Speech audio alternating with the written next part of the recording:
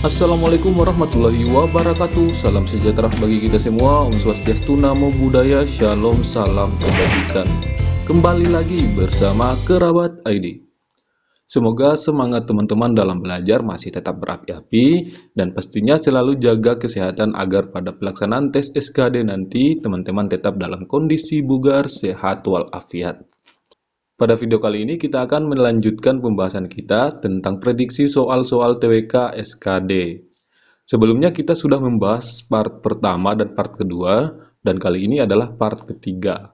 Nah, bagi yang belum menonton video pembahasan prediksi soal-soal pada part pertama dan kedua, silakan ditonton dulu ya teman-teman. Baik, pada pembahasan kali ini, prediksi soal-soal TWK yang saya telah sediakan adalah mengenai pertahanan dan keamanan nasional, pengamalan Pancasila, pertempuran medan area, integrasi nasional, dan PPKI. Oke, kita langsung saja tampilkan soalnya ya teman-teman.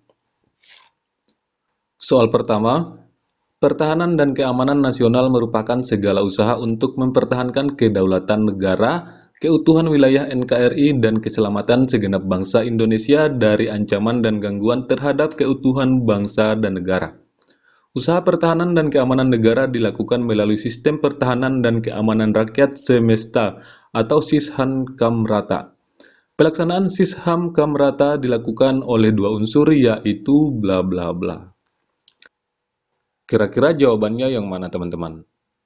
Apakah A, B, C, D, atau E?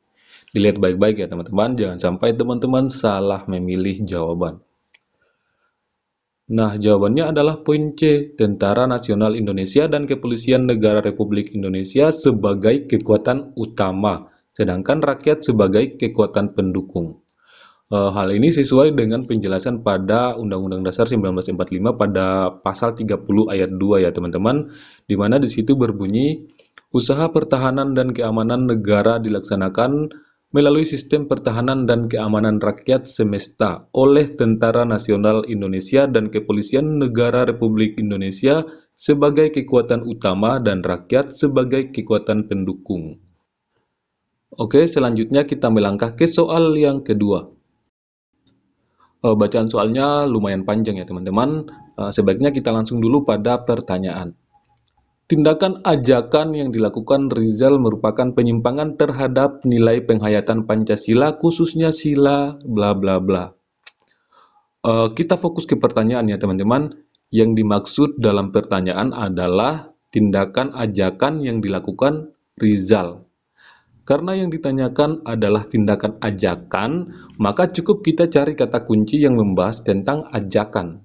Fokus ke pertanyaan dan jangan terpengaruh dengan kalimat-kalimat distraktor atau pengecuh dalam bacaan ya teman-teman. Oke, mari kita lihat bacaan teman-teman.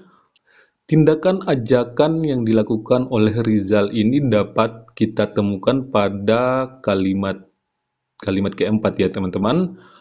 Rizal kemudian mengajak pemuda dari desa Sejahtera bertemu di perbatasan desa untuk tawuran. Nah, kira-kira ajakan yang dilakukan oleh Rizal ini sangat bertentangan dengan butir pengamalan sila Pancasila yang mana teman-teman? Bertentangan dengan sila ketiga, Persatuan Indonesia. Jadi jawabannya adalah C ya teman-teman. Khususnya ini tidak sesuai dengan pengamalan pada butir pertama ya teman-teman. Mampu menempatkan persatuan, kesatuan, serta kepentingan dan keselamatan bangsa dan negara sebagai kepentingan bersama di atas kepentingan pribadi dan golongan. Kemudian pada butir ke-6, mengembangkan persatuan Indonesia di atas dasar Bhinneka Tunggal Ika. Dan pada butir ke-7, memajukan pergaulan demi persatuan dan kesatuan bangsa. Oke teman-teman, semoga dapat dipahami. Berikutnya kita melangkah lagi pada soal yang ketiga. Pertempuran Medan Area adalah sebuah peristiwa perlawanan rakyat terhadap sekutu yang terjadi di Medan, Sumatera Utara pada tanggal 9 Oktober 1945 di bawah pimpinan T.E.D. Kelly. Yang bukan menjadi faktor penyebab meletusnya pertempuran tersebut adalah bla bla bla. Kira-kira yang mana jawabannya teman-teman? Sebelum kita jawab, kita ketahui dulu bersama, faktor penyebab meletusnya pertempuran Medan Area itu ada 4 ya teman-teman. Faktor yang pertama, sikap arogansi dan sewenang-wenang dari para tawanan perang yang telah dibebaskan. Kedua, aksi seorang penghuni hotel yang telah merebut secara paksa dan menginjak-injak lencana merah putih. Ketiga, area kota Medan dipasangi papan pembatas Fixed Boundaries Medan Area. Keempat, sekutu mengultimatum rakyat Indonesia untuk menyerahkan senjatanya kepada mereka. Nah, jadi yang bukan menjadi faktor penyebab meletusnya pertempuran tersebut adalah poin E, teman-teman. Penculikan dan pembunuhan yang dilakukan sekutu terhadap Komando Resimen Laskar Rakyat Medan. Oke, teman-teman. Selanjutnya kita melangkah lagi pada soal yang keempat. Sebagai sebuah negara yang majemuk, Negara Kesatuan Republik Indonesia tentu berupaya untuk menerapkan integrasi nasional. Pada dasarnya, integrasi nasional mengandung arti penyatuan berbagai kelompok budaya dan sosial dalam kesatuan wilayah nasional yang membentuk suatu identitas nasional. Hal tersebut merupakan konsep integrasi nasional secara bla bla bla.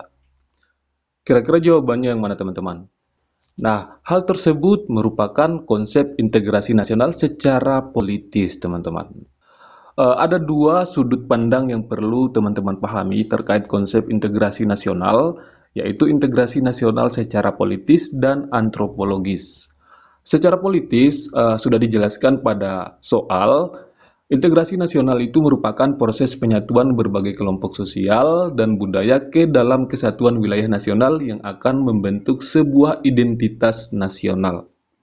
Nah, penyatuan nasional ini dilakukan melalui kepemimpinan atas dasar pilihan rakyat. Jadi, ada payung hukum yang jelas serta pihak berwenang yang bertanggung jawab dalam menjaga kesatuan negara Republik Indonesia.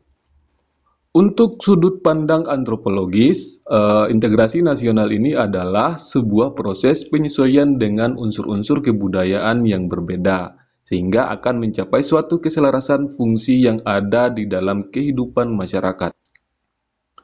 Memahami perbedaan integrasi nasional secara politis dan antropologis ini memang tidaklah mudah, teman-teman. Perbedaan kedua sudut pandang ini sangat tipis dan hampir sama.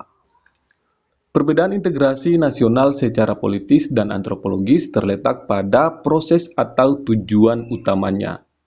Nah, integrasi nasional dari sudut pandang politis tujuannya menyatukan. Sementara integrasi nasional antropologis tujuannya menyesuaikan.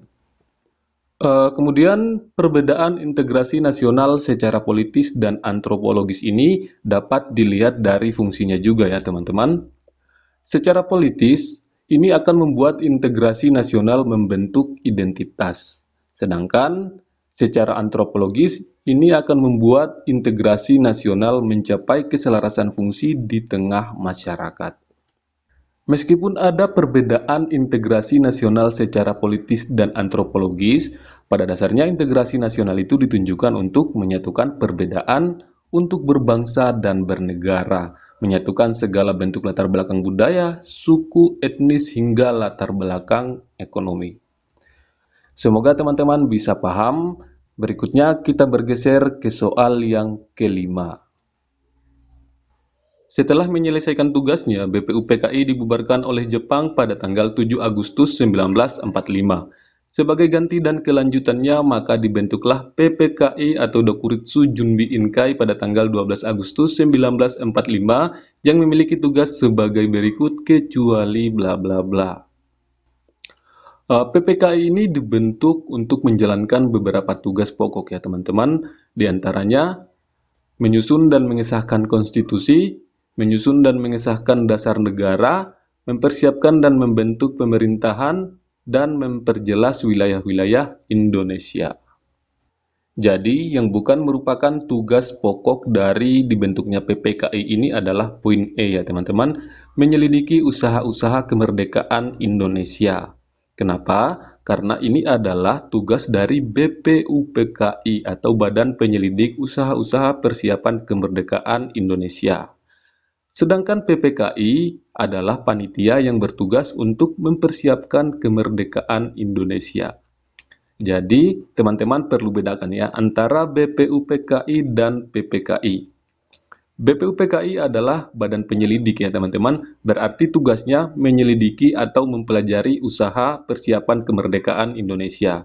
Nah, sedangkan PPKI adalah panitia persiapan.